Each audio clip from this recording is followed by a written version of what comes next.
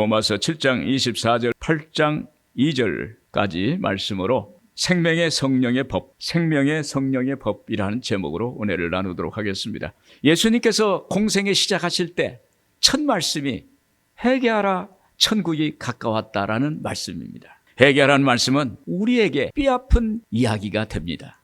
너희 안에 죄로 인해서 썩어져가는 부위를 잘라내고 하나님께로 다시 돌아오라 라는 말씀입니다. 또한 어떻게 자기 몸이 죄로 말미암아 썩어져 가는데 수술하지 않고 자기 생명을 살릴 수 있겠느냐라는 말씀입니다. 그런데 우리 인간은 스스로 죄의 멍에에서 벗어날 수 없습니다. 우리는 연약해서 다시 죄의 멍에를 맬 수밖에 없는 것입니다. 오늘 바울이 오라 나는 곤고한 사람이로다 이렇게 깨달음의 고백을 하는 것입니다. 여러분, 바울은 여기에 답을 제시합니다. 로마서 8장 1절 2절에서 이제 그리스도 예수 안에 있는 자에게는 결코 정죄함이 없나니 이는 그리스도 예수 안에 있는 생명의 성령의 법이 죄와 사망의 법에서 너를 해방하였음이라. 이 말씀은 우리가 예수를 믿기만 하면 생명을 가져다 주는 성령의 법, 하나님의 법이 죄와 사망의 법에서 너를 해방해 주신다. 이러한 말씀입니다. 여러분, 생명의 성령의 법이라는 것은 구체적으로 말하면 예수 그리스도께서 이루어놓으신 십자가 대속의 원리로 성령께서 우리의 삶에 적용시켜 주시는 거예요. 오늘 예수를 믿으면 우리는 예수님의 십자가 보혈로 죄사함 받고 구원받고 하나님의 자녀가 되는 줄로 믿습니다. 이것을 성령께서 해주신다는 거예요. 성령이. 그래서 생명으로 이끄는 성령의 법이 죄와 사망으로 끌고 가는 이 법에서 우리를 해방시켜 주셨습니다. 할렐루야. 생명의 성령의 법이 우리를 해방케 하기 위해서는 어떻게 하나요? 먼저 인간은 연약하고 흔들리는 존재임을 깨달아야 합니다. 7장 24절 오라 나는 공고한 사람이로다.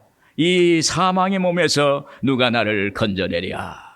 여기 바울 사도는 오라 나는 공고한 사람이로다 이렇게 고백합니다. 우리가 생각할 때 바울 같은 사도가 어떻게 곤고하고 사망의 몸에 매여 있다고 말할 수 있겠는가. 그렇게 이르한 바울 자신도 연약하고 흔들리는 자기를 경험했다고 이렇게 말하는 것입니다. 7장 21절 표준 세번역을 보면 여기에서 나는 법칙 하나를 발견하였습니다. 곧 나는 선을 행하려고 하는데 그러한 나에게 악이 붙어 있다는 것입니다. 자기 마음은 선한 것을 행하려 하는데 악한 마귀의 법이 자기에게 붙어 있다는 거예요. 자기를 지배하고 있다는 거예요. 그래서 내 마음속에는 선한 법, 하나님의 법과 악한 법, 마귀의 법이 공존하고 있다. 이렇게 말을 하고 있습니다. 또 바울은 어떻게 얼굴 한 번도 대면한 적이 없는 로마 교인들 앞에 이토록 자기의 연약하고 부족한 부분을 드러내고 있는가? 라는 것입니다. 당시 바울이 로마서를 기록할 때 로마 교회는 세워진 지 약 20년 정도 됐습니다. 그래서 로마 교회 성도들 중에는 첫 믿음의 순수성과 열정을 잃어버린 사람들이 있었다는 거예요. 그래서 신앙의 타성에 붙어서 그러한 신앙생활을 하고 있었던 사람들이 꽤 많았던 것입니다. 이에 바울은 성도와 성도들과의 관계뿐만 아니라 교회 공동체 내에서도 심각한 문제가 나타나고 있는 것을 본 것입니다. 사실 바울은 로마가 당시 세계 최강대국이었고 교통의 요충지였습니다. 이 로마 교회가 세계 선교에 귀중하게 쓰임을 받을 것이라는 기대감을 가졌어요. 그런데 그 기대치에 못 미친다는 거예요. 사도행전 19장 21절에 보면 나는 거기에 갔다가 로마에도 꼭 가보아야 하겠습니다. 바울의 마음속에는 늘 로마가 있었어요. 로마를 가야, 로마의 복음이 전파돼야 세계 선교를 이룰 수 있다는 마음이 그에게 있었던 것입니다. 이런 로마 교회였는데 바울이 지금 보니까 로마 교회에 심각한 문제가 있고 성도들에게 믿음이 있을 줄 알았는데 믿음이 없다는 거예요. 그래서 로마 교회에 대한 그의 기대감은 절망감으로 기쁨보다는 아픔을 느끼게 했습니다. 그 결과 바울의 마음이 사랑의 마음에서 미움으로, 고마움에서 섭섭함으로 변했을 것입니다. 그때 바울은 로마 교인들을 용납하지 못하고 관용하지 못하는 자기 자신의 모습을 보고 자신이 성령의 소욕보다는 육체의 소욕에 따르고 있구나라는 것을 깨닫겠습니다. 그래서 바울은 이렇게 말하는 거예요. 오라 나는 곤고한 사람이로다. 누가 이 사망의 몸에서 나를 건져내랴. 바울은 하나님 앞에서 철저히 자기 고백을 하는 것입니다. 여러분, 우리가 아무리 잘 믿고 기도를 많이 하고 그리고 성경을 많이 읽고 성경 지식에 해박할지라도 이 세상에 사는 동안은 말씀대로 산다는 것이 어렵습니다. 우리는 육신을 따라가는 육체의 소욕과 성령을 따라가는 성령의 소욕 간에 수없이 갈등을 갖게 되는 거예요. 가끔씩은 육체의 소욕을 따라 죄를 지키도 하는 것입니다. 그래서 25절에 보면 그런즉 내 자신이 마음으로는 하나님의 법을 육신으로는 죄의 법을 섬기노라 이렇게 말하는 것입니다. 우리의 인생의 현주소예요. 제가 초신자 때 성령 충만해서 기도원에 가서 3일간 금식을 했어요. 금식 기도하니까 아주 그 얼굴도 깨끗해지고 마음도 깨끗해지고 그리고 은혜를 받고 응답을 받고 돌아왔어요. 그런데 제 친구가 저한테 찾아와가지고 야, 내가 밥을 살 테니까 밥 먹으러 가자. 그래서 밥을 먹으러 갔어요. 친구 따라. 밥을 먹다 보니까 제가 이제 군대 제대하고 났어요. 친구가 야, 여기 집 막걸리가 맛있다는데 막걸리 한잔 할까? 그래서 아니야, 나는 금식기도해서 막걸리 먹으면 안 돼. 그런데 친구가 자꾸 야, 막걸리 조금만 먹자. 조금만 먹자. 아니 너만 먹어 그랬더니 자꾸 먹자는 거예요. 그래서 조금 먹다 보니까 한 잔이 두 잔 되고 두 잔이 세 잔 되고 나중에 술이 술을 먹고 술이 사람을 먹는 거예요. 그때는 통금이 있었어요. 통금에 걸려가지고 파출소에 가서 파출소 신세를 졌어요. 할렐루야. 여러분, 우리가 교회 안에서 믿음 생활하는 거 보면 의인인데 세상에서는 남들과 똑같이 생각하고 행동하고 죄인된 모습으로 살아가는 것입니다. 이것이 우리의 현실이에요. 요즘 우리 사회에 중독이 심합니다. 마약 중독, 알코올 중독, 도박 중독, 게임 중독. 이런 중독은요, 마음은 빠져나가고 싶은데 몸은 빠져나갈 수가 없는 거예요. 그런 상황을 중독이라고 합니다. 오늘 25절 표준 3번역에 보면 내가 마음으로는 하나님의 법에 복종하고 육신으로는 죄의 법에 복종하고 있습니다. 마태복음 26장 41절에는 마음에는 원이로되 육신이 약하도다. 그래서 마음은 하나님의 법을 따르고 육신은 죄의 법을 따라간다는 거예요. 가운데서 진퇴양난 그런 상황이 있는 것입니다. 여러분, 이렇게 단식하는 것은 비정상이 아니라 정상입니다. 이것은 죄를 깨달았다는 것입니다. 하나님을 찾는 거예요. 천지 만물을 지으신 하나님이 나를 도와주셔야겠습니다. 그래서 우리에게는 희망이 있는 것입니다. 세계적인 부자였던 카네기는 어린 시절 굉장히 소심하고 두려움을 많이 가졌답니다. 하루는 어머니가 나무를 심기 위해서 카네기에게 구덩이를 좀 파라 그랬어요. 그런데 카네기가 밖에 나가서 구덩이를 팠는데 집에 들어오지 않는 거예요. 그래서 엄마가 카네기가 어디 있나 하고 봤더니 카네기가 구덩이를 파놓고 그 앞에서 울고 있는 거예요. 얘야, 왜 그렇게 우니? 나이가 들어서 늙어서 이 구덩이 속에 들어갈 걸 생각하니까 슬퍼서 울고 있습니다. 그래서 어머니가 네가 예수를 믿으니까 우리는 저 구덩이 들어가는 것이 아니라 저 천국이 우리가 갈 수 있다. 그런데 어린애가 그걸 이해를 못하는 거예요. 청년이 되어서도 신앙생활을 하는데 지옥에 갈 수 있겠다는 생각에 늘 두려움에 떨고 있었답니다. 어느 날 카네기에게 성령이 충만히 임하는 역사가 나타났어요. 어느 날 성령 충만 받았어요. 성령을 받는 순간에 그 두려움이 사라지고 어둠이 사라지고 염려 근심이 사라지고 조바심이 사라졌다는 것입니다. 그때 카네기는 이런 고백을 합니다. 내 심령에 햇빛이 비치는 것과 같았다. 자기 심령에 햇빛이 그에게 비치는 것 같았다고 이렇게 고백을 했습니다.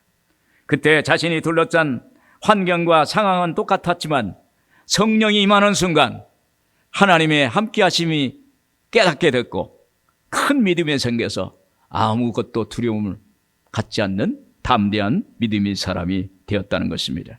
그는 신앙인으로서 자유함을 얻었고 비로소 성공하는 사람이 되었어요.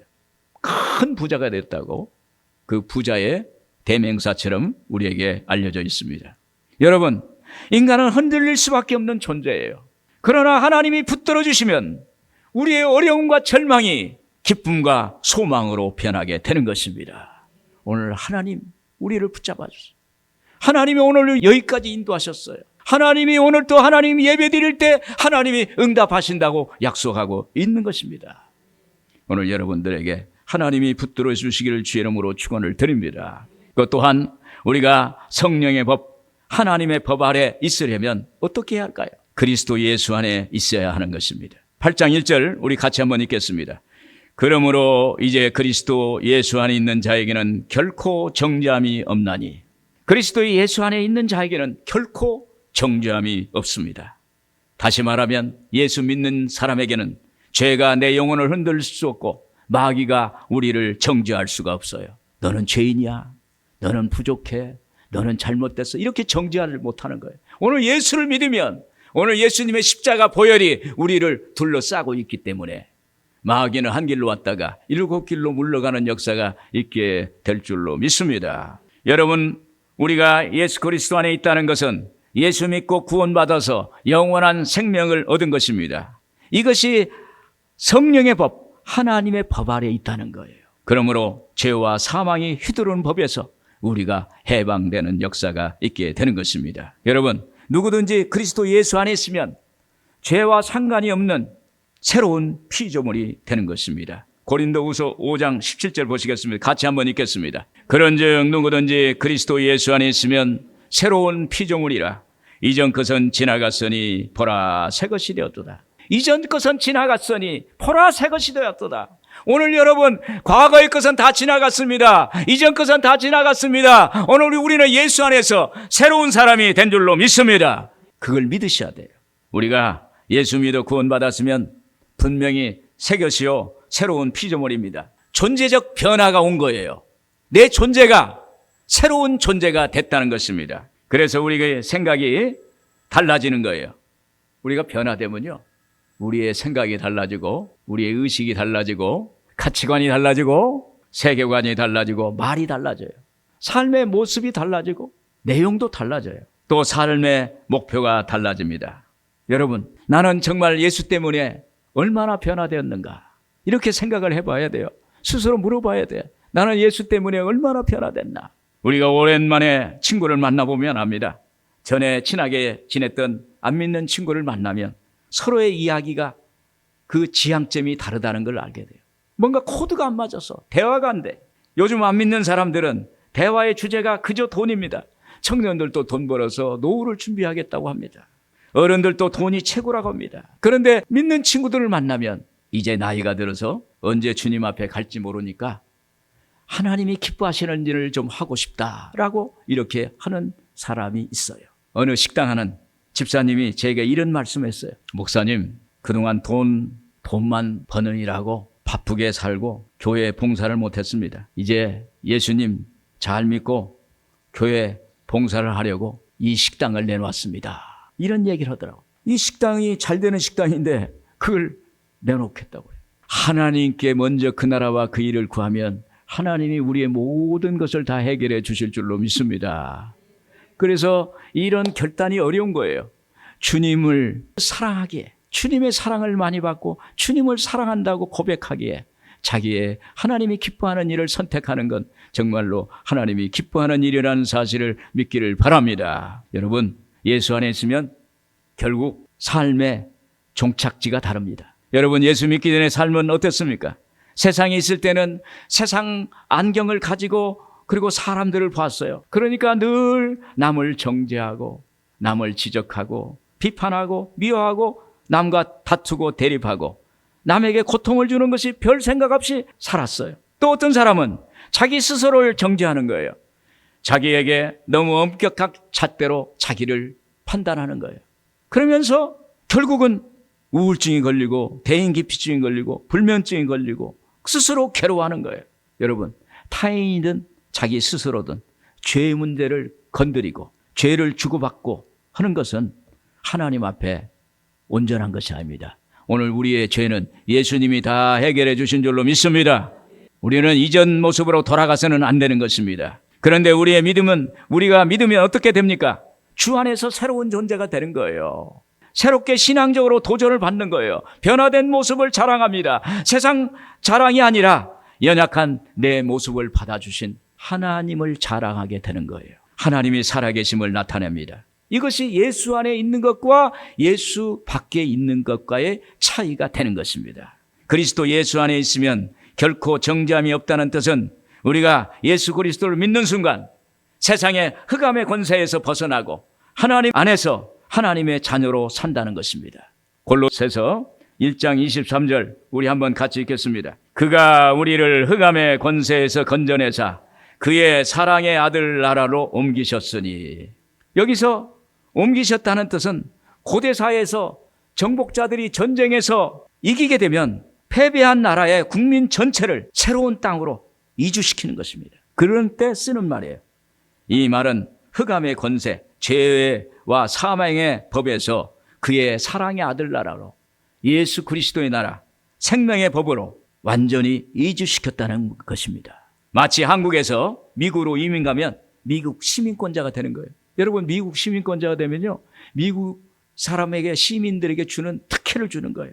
오늘 우리는 이 땅에서 저 하나님의 나라 천국 시민이 됐기 때문에 하나님이 주시는 놀라운 복을 받게 되는 줄로 믿습니다. 여러분이 잘 아는 탤런트 차인표 집사님의 간증을 들은 적이 있어요. 이분은 모태신앙으로 40세까지 교회를 다녔다는데 하나님과 인격적인 만남을 갖지 못했어요. 그래서 늘 마음이 아쉬웠고 신앙적으로 부족하다는 것에 항상 마음이 있었어요. 그래서 교회에 뜰만 받고 다녔어요. 그러다 아프리카에 봉사를 갔을 때 거기 같이 갔던 목사님이 뼈가 앙상하고 희귀병이 걸린 아이를 한번 안아보라고 해서 그 아이를 한번 안았답니다. 희귀병에 걸린 아이를 안는 순간 자기의 신앙적으로 연약한 그 모습이 그 아이의 얼굴을 통해서 보여지는 거예요. 자기의 모습이, 신앙적 모습이 오버랩 되면서 예수님이 자기를 안아주시는 모습으로 다가왔다는 거예요. 할렐루야. 그러니까 우리 예수님 만나는 건요, 여러 가지로 만나는 것 같아요. 저 같으면 주기도문을 읽다가 예수를 만났어요. 또 어떤 분은 라디오를 듣다가 만나기도 하고, 어떤 분은 성경을 보다가 예수를 만나고, 말씀을 듣다가 예배 때 말씀을 듣는 순간은 예수를 만나기도 하고, 여러 가지 모습으로 만나게 되는 것을 보게 되는 것입니다. 이사야서 43장 18절에 그랬습니다. 같이 한번 읽을까요? 너희는 이전 일을 기억하지 말며 옛날 일을 생각하지 말라. 뒤의 것은 잊어버리고 앞만 보고 달려가라. 할렐루야.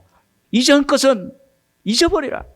뒤의 것은 다 잘라버리고 앞만 보고 오늘 예수만 바라보고 생명의 성령의 법을 바라보고 하나님의 나라를 바라보고 나가기를 주의 이름으로 축원을 드립니다. 그러므로 우리는 예수 안에 있어야 돼요. 늘 예수 안에, 말씀 안에 예배 드리는 가운데, 하나님을 찬양하는 가운데 거하기를 주의 이름으로 축원을 드립니다. 결국 생명의 성령의 법이 우리에게 해방과 자유를 주십니다. 2절 같이 한번 읽겠습니다. 이는 그리스도 예수 안에 있는 생명의 성령의 법이 죄와 사망의 법에서 너를 해방하였습니다. 여기서 생명의 성령의 법이 죄와 사망의 법에서 너를 해방하였다는 것은 다른 사본에 보면은 나를 해방했다라고 표현하고 있습니다. 그 나라의 법은 그 나라의 통치 수단입니다. 어떤 국가든 법이 있어요. 국가에는요, 왕이 있어요. 통치자가 있어요. 백성이 있어요. 영토가 있어요. 왕과 백성과 영토가 있어야 국가가 되는 거예요. 그래서 이 통치자인 왕이나 그 대통령이나 이러한 사람이 그 법을, 그 나라의 법을 수단으로 그 나라를 통치하는 것입니다. 우리가 예수 믿지 않는 동안에는 마귀가 죄와 사망의 법을 수단으로 우리를 통치해서 노예 삼았어요. 그러나 우리가 예수 믿고 예수 안에 살게 되는 순간 예수님이 우리에게 왕이 되셔서 생명의 성령의 법으로 죄와 사망의 법을 철폐하시고 하나님께서 해방시켜 주셨다는 사실을 믿기를 바랍니다. 그래서 오늘 우리는 해방과 자유를 누릴 수가 있게 되는 것입니다. 이스라엘은요, 약 300년 동안 애굽의 바로 왕의 노예로서 압제당하고 생명과 자유를 잃었습니다. 그러나 하나님이 모세를 세워서 이스라엘을 출애굽하게 했어요. 그때 하나님이 이스라엘 백성들에게 이런 말씀했어요. 어린 양을 잡아서 그 피를 그 각 집마다 문인방에 바르고 뿌리라고 했습니다. 그러면 죽음의 사자가 넘어간다. 이 말씀이 생명의 성령의 법이에요. 할렐루야. 생명으로 이끄는 성령의 법이라는 것입니다. 그때 이스라엘 장자들은 살았고 애굽의 장자들은 다 죽어버렸어요. 문인방에 바른 어린 양의 피가 이스라엘을 출애굽하고 해방과 자유를 주었던 것입니다. 생명의 성령의 법이 죄와 사망의 법을 해방시킨다는 사실을 믿기를 바랍니다. 그러면 우리가 생명의 성령의 법, 그 법 아래에 있으면 과거에 사망에 사로잡아 두었던 죄의 세력으로부터 우리를 완전히 풀어서 해방시키고 자유롭게 하는 거예요. 2절 우리 표준성경에 보면 그것은 그리스도 예수 안에서 생명을 누리게 하는 성령의 법이 여러분 각자를 죄와 죽음의 법에서 해방하여 주었기 때문입니다. 생명의 성령의 법이 죄와 사망의 법으로부터 우리를 해방시켜 준다는 거예요. 인간의 힘으로는 이 죄의 싹스를 벗어날 수가 없습니다. 마귀는 죄라는 사슬로 우리를 묶습니다. 마귀는 인간의 죄와 탐욕을 통해서 전쟁을 일으키고 분쟁을 일으키고 술수와 음란 그리고 태폐, 불신앙 등을 동원해서 우리를 부자유하게 하게 하는 거예요. 우리를 도적질하는 것입니다. 그래서 요한복음 10장 10절에 보면 도둑이 오는 것은 도둑질하고 죽이고 멸망시키는 것뿐이요. 구약에 보면 사람의 죄를 대신하여 짐승을 잡아서 그 피를 뿌리면 성소에 들어가서 피를 뿌리고 하나님께 제사를 드리면 죄 용서함을 받는다고 그랬어요. 그런데 구약시대에 아무리 짐승의 피를 뿌리고 짐승을 잡아서 제사를 드렸지만 죄의 근원이 사라지지 않아요. 그래서 하나님께서 인간을 이 땅에 보내주셔서 인간의 죄는 인간이 담당을 해야 되는데 짐승으로서는 안 되니까 한 점 죄가 없는 인간 예수 그리스도를 하나님의 아들을 이 땅에 보내셨습니다.